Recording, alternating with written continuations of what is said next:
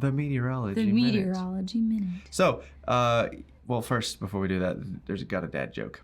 Hippos are very heavy. A Zippo is a little lighter.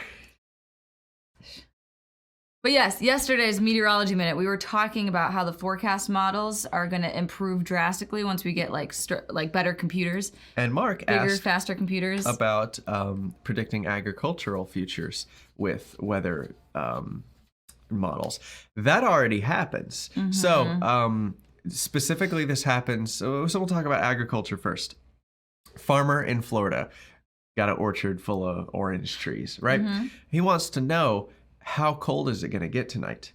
Because if it gets below freezing, which it does happen from time to time in Florida. It got to 17, 13 degrees here, so in Houston, it happens. Yeah. So orange farmer wants to know, is it going to get below freezing tonight? Because oranges, they're very sensitive to freezing, and if it's going to freeze, you want to spray them with water so that there's like a blanket of ice around the orange that protects the fruit. I don't know all the fruit I'm not an stuff. orange farmer, but Farmer really wants to know if it's going to freeze tonight. So he calls up his local contracted meteorologist and says, hey, is it going to freeze tonight? I really need to know. I know what the weather app says. I know what Google says, but I need to know like an expert human being's opinion.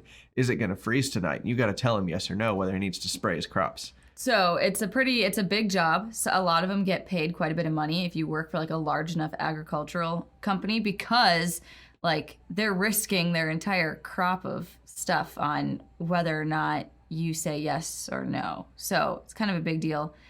Yeah, Daryl's fellow weather person. He says that he's got a friend who used to use satellite data to tell farmers what to buy to maximize or to maximize yield. That's cool.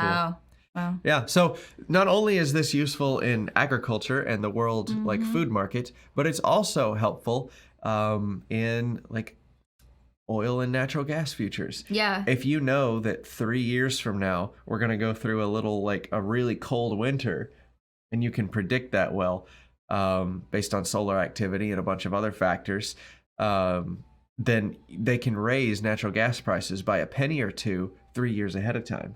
And then when the cold finally comes, you've raised your natural gas price a couple of years ago, and all that extra money is profit for your company. Yep. There's also, so oil and gas does a lot of it too.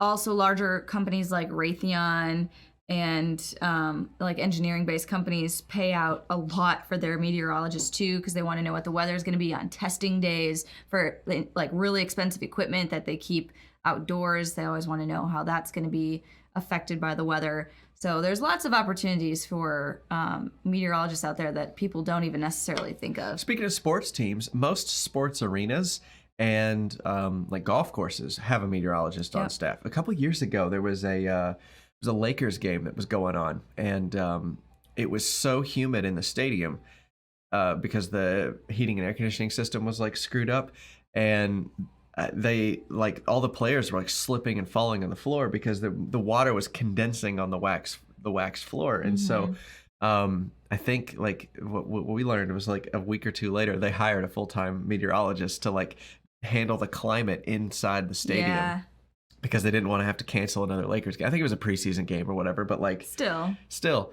there's a lot of money at stake there for the weather. So, and there's a lot of money in professional sports. So the PGA Tour, golf, they hire meteorologists. Of course, they got the money to do that. That's what I'm saying. There's money some in higher-end sponsors, but money in that gig for you.